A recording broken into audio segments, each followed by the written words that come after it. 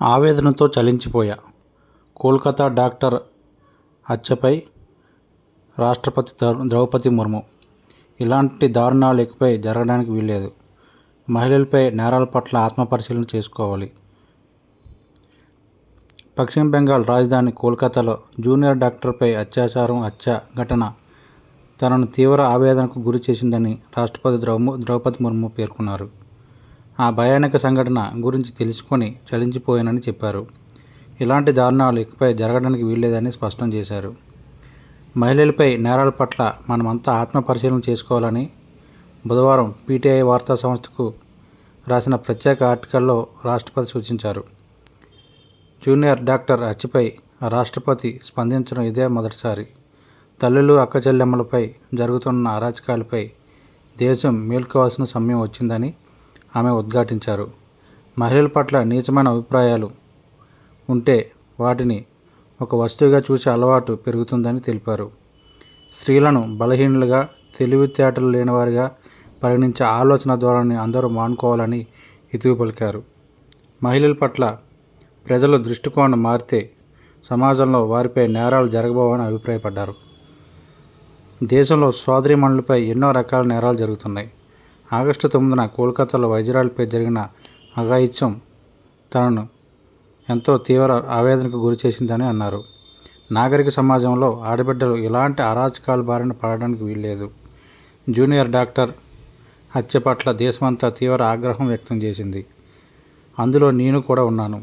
కోల్కతాలో విద్యార్థులు, వైద్యులు, పౌరులు నిరసన ప్రదర్శనలు నిర్వహిస్తుండగానే మరో చోట నేరగాళ్లు చెలరేగిపోయారు. మహారాష్ట్రలో 2 చిన్నారులపై లైంగిక దాడికి పాల్పడ్డారు.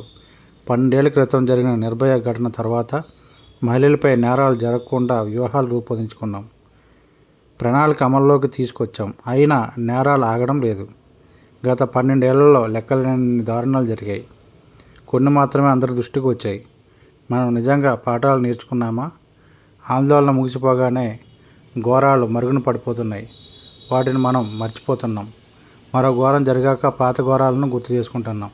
ఇది సరైన విధానం కాదన్నారు. మహిళలు తమ హక్కుల గురించి తెలుసుకోవాలి. వాటిని పోరాడి సాధించుకోవాలి. మహిళలకు మరిన్ని హక్కులు దక్కకుండా, హక్కుల విస్తరణ జరగకుండా కొన్ని సామాజిక ఆచారాలు, సంప్రదాయాలు అడ్డుపడుతున్నాయి.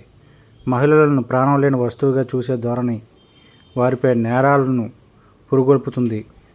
ఈ పరిస్థితిలో ఖచ్చితంగా మార్పు రావాలి. వారి హక్కులను అందరూ గౌరవించాలి. స్త్రీల పట్ల జనంలో ఉన్న దురభిప్రాయాన్ని మార్చాల్సిన బాధ్యత ప్రభుత్వాలకు, సమాజంపై ఉంది. చరిత్రను ఎదిరించే సమయం వచ్చింది. స్త్రీలపై నేరాల పట్ల నిజాయితీగా ఆత్మపరిశీలన చేసుకోవాలి. వారిపై హత్యలు జరగకుండా మరింత అప్రమత్తంగా వ్యవహరించాలి. జరిగిన తప్పులు సరిదిద్దుకోకపోతే సమాజంలోని సగం జనాభా మిగతా సగం జనాభాలాగా నిర్భయంగా జీవించలేదు. ప్రసార మాధ్యమాలు ధైర్యంగా పనిచేయాలని ద్రౌపది ముర్ము మీడియాకు సూచించారు. ఒత్తిళ్లకు లొంగకుండా, ఎవరికి భయపడకుండా ప్రజలకు నిజాలు తెలియజేయాలని అన్నారు. దేశాన్ని, సమాజాన్ని సక్రమంగా తీర్చిదిద్దడంలో ఫోర్త్ ఎస్టేట్ పాత్ర అత్యంత కీలకమని వివరించారు. మీడియా ఎప్పటికీ సత్యానికి అండగా ఉండాలని చెప్పారు. సత్యమార్గం నుంచి పక్కకు మళ్ళొద్దని కోరారు. మనసు ఎక్కడ నిర్భయంగా ఉంటుందో అని రవీంద్రనాథ్ ఠాగూర్ రాసిన పద్యాన్ని గుర్తు చేసుకున్నారు. పీటీఐ 77వ వార్షికోత్సవం సందర్భంగా వార్తాపత్రికలు, వార్తా సంస్థల ఎడిటర్లు రాష్ట్రపతిని కలిశారు. ఈ సందర్భంగా మాట్లాడుతూ, మన దేశంలో మహిళలను దేవతలుగా పూజిస్తుంటామని, మరోవైపు మన రోజువారీ ప్రవర్తనలో ఆ భావన కనిపించకపోవడం తనను అప్పుడప్పుడు ఆవేదనకు గురి చేస్తుందని ముర్ము వ్యాఖ్యానించారు. ఇదే సందర్భంగా అత్యాచారం కేసుల్లో మరణశిక్ష విధించేలా చట్టాలను సవరిస్తామని పశ్చిమ బెంగాల్ ముఖ్యమంత్రి మమతా బెనర్జీ తెలిపారు. వచ్చే వారం ప్రత్యేక అసెంబ్లీ సమావేశాలను పెట్టి ఈ బిల్లును ఆమోదిస్తామన్నారు. రాష్ట్ర మంత్రివర్గం కూడా ఈ ప్రతిపాదనను ఆమోదించింది. రేపులాంటి నేరాలను తాము ఏమాత్రం ఉపేక్షించబోమని మమత అన్నారు. అత్యాచారానికి మరణశిక్ష విధించే సవరణ బిల్లుకు గవర్నర్ ఆమోదముద్ర వేయడంలో ఆలస్యం చేసినా రాష్ట్రపతికి